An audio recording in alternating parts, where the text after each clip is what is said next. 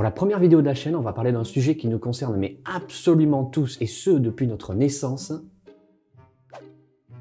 le lait. Ouais. Salut à tous, j'espère que vous allez bien, que vous ne vous êtes pas réveillé ce matin style en sueur en vous demandant mais qu'est-ce que c'est que le lait?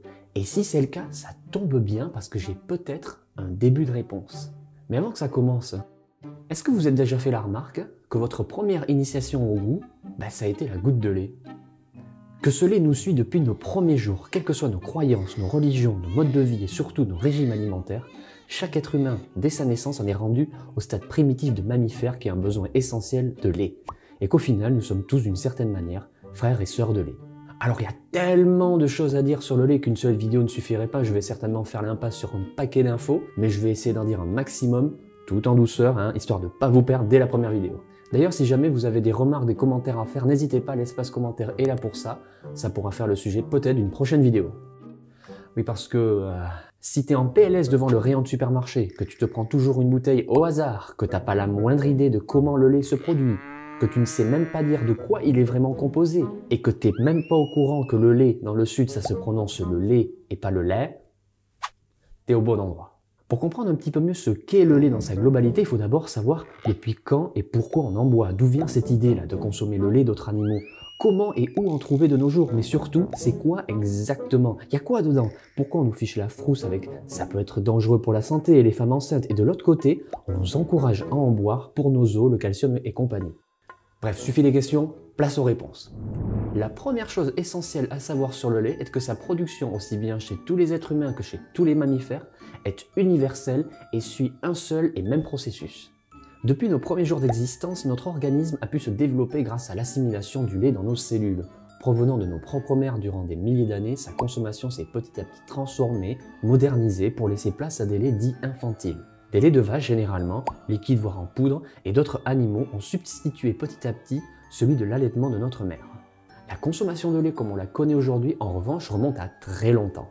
Il faut remonter 8000 ans en arrière pour retrouver les premières traces de domestication des animaux au nord du Moyen-Orient, la Turquie d'aujourd'hui. De l'élevage des premiers animaux de trait, les humains utilisaient les vaches et les bœufs pour l'agriculture, se nourrissaient de leur viande, mais également buvaient leur lait dès lors que les femelles avaient une portée. Ce lait, il faut bien le comprendre, ne peut être uniquement produit que si un mammifère femelle va donner naissance à un enfant. Cherche pas, on n'a pas trouvé mieux encore. Un bon gros cocktail d'hormones va alors chambouler tout l'organisme durant deux périodes bien spéciales que l'on appelle respectivement la période gestationnelle et la période de lactation. Durant la période gestationnelle, l'organisme des mammifères femelles alors inséminés et accueillant un fœtus grandissant va sécréter dans ses glandes mammaires une substance appelée colostrum destinée à nourrir le nouveau-né. Ce n'est que durant la période dite de lactation que cette substance va se transformer en ce que l'on appelle plus communément le lait. Bref, et sans rentrer dans les détails, le lait n'apparaît pas d'un coup de baguette magique comme ça. Enfin, on s'est compris. La deuxième chose à savoir sur le lait, concrètement, c'est savoir ce qu'il y a dedans, non? Vous croyez pas? Qu'est-ce qu'on boit depuis nos premiers jours, qu'on continue à boire quand on est adulte? C'est quoi ça? Ce liquide blanc. Le lait est durant nos premiers jours d'existence une sorte de super potion, constituée essentiellement d'eau. Pour 1 litre de lait de vache, on compte en moyenne 87% d'eau. Le reste, dissimulé sous forme de micronutriments dans le lait, se constitue de lactose, de matières grasses, de protéines, de vitamines et de minéraux.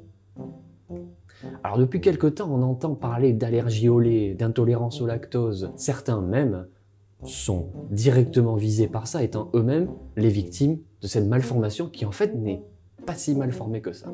Durant les premières années de notre vie, notre organisme développe une enzyme qui disparaît à mesure que notre sevrage se fait. C'est l'enzyme de la lactase.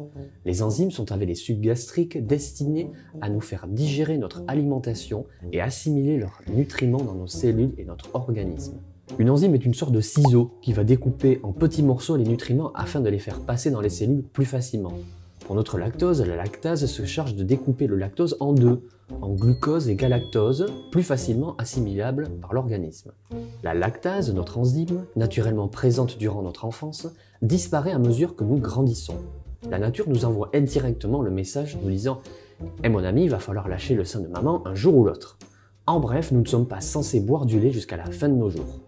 Cette lactase a fait l'objet de nombreuses études scientifiques, démontrant que durant des milliers d'années, nos civilisations occidentales faisaient ce que l'on appelle une persistance de la lactase.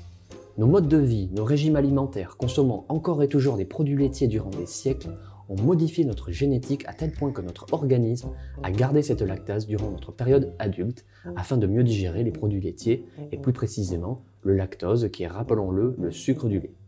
D'ailleurs, vous avez peut-être remarqué qu'en Asie, hormis peut-être en Inde, le lait, les yaourts, les fromages, le beurre, ça courait pas vraiment les rues. De par leur mode de vie et leur régime alimentaire, les Asiatiques, à l'inverse des Occidentaux, connaissent beaucoup moins cette persistance de la lactase dans leur organisme et ont de ce fait beaucoup plus de mal à assimiler et digérer les produits laitiers que les Occidentaux. Alors bon, je te rassure, hein, j'ai vécu au Japon, quand il s'agit de faire 2 heures de queue pour acheter une plaquette de beurre à 25 €, il y a du monde. Concrètement, ceux qui présentent des symptômes de ballonnement, de maux d'estomac, après avoir mangé une mozzarella ou bu un verre de lait, cherchez pas trop loin, c'est que vous avez certainement un petit chromosome asiatique caché quelque part. Mais surtout que vous avez dû suivre le cours normal de votre évolution, à savoir que votre lactase a disparu à mesure que vous avez grandi. Alors maintenant qu'on sait tout ça, par où ça passe, d'où ça vient, maintenant c'est au quotidien, ça se passe comment? Depuis maintenant plus d'un siècle, le lait est devenu une denrée alimentaire synonyme de prestige social. Petit à petit et grâce au progrès de la science, le lait s'est transformé en produit bon pour la santé, avec ce fameux message que l'on a tous en tête, le lait c'est bon pour les os. Avant de finir dans nos estomacs, ce lait va donc devoir être extrait de l'animal, c'est ce que l'on appelle la traite. Prenons une vache, que l'on appellera Mobilette. Chaque matin et chaque soir, Mobilette passera en salle de traite. C'est là que l'agriculteur collectera le lait de Mobilette. Ce lait, une fois sorti de notre amie Mobilette, sera conservé dans ce que l'on appelle des tanks à lait, à une température d'environ 4 degrés pendant 1 à 2 jours. Mobilette, il faut bien le comprendre, mange de l'herbe, environ 50 kg par jour, la gourmande. Mobilette est en quelque sorte un filtre. Le lait passant dans son organisme en plus ou moins bonne santé, sous médicaments ou pas, ressortira par ses trayons avec des propriétés nutritionnelles variant d'une vache à l'autre, mais aussi d'un régime alimentaire à l'autre. Une fois extrait de notre Mobilette, il est transporté dans de gros camions-citernes qui refroidissent ce lait à très basse température. Ceci afin d'éviter que les bactéries ne se multiplient et rendent le lait impropre à sa consommation. Durant ce process, certaines bactéries meurent car ne supportent pas les trop basses températures. Bref, ce lait stocké et passant par des tuyaux directement dans les tanks sera donc conservé entre 24 et 48 heures. Une fois collecté, c'est là que notre lait va subir un paquet de transformations et être mis à rude épreuve, c'est le moins qu'on puisse dire. On parle alors de 2 transformations, la transformation physique et thermique. La première transformation dite physique se passe en 2 étapes, celle de la filtration et de l'écrémage. La filtration consiste simplement à filtrer le lait afin d'éliminer les impuretés, les herbes et autres cochonneries qui auraient pu contaminer le lait au moment de la traite. La seconde transformation consiste à séparer les matières qui composent le lait. Notre lait, composé en moyenne à 4% de matière grasse, va pouvoir cette fois-ci être écrémé, enlevé de sa crème. Ceci afin d'alléger le lait, mais pas que, afin de garder la crème qui pourra par la suite être valorisée, utilisée et transformée en crème fraîche, crème liquide ou encore en beurre. Ça se fait par centrifugeuse, que l'on appelle aussi écrémeuse. Ça consiste concrètement à faire tourner le lait dans une turbine à 5000 tours minute et d'éjecter les particules de graisse sur la paroi et de séparer la matière grasse du restant du lait. Un peu comme un gros sèche-linge qui saurait une serviette mouillée, sauf que là la serviette c'est le lait et l'eau c'est le gras. Et c'est là que ça devient de plus en plus concret pour nous. Quand on achète notre lait, généralement il y a des codes couleurs sur les bouteilles.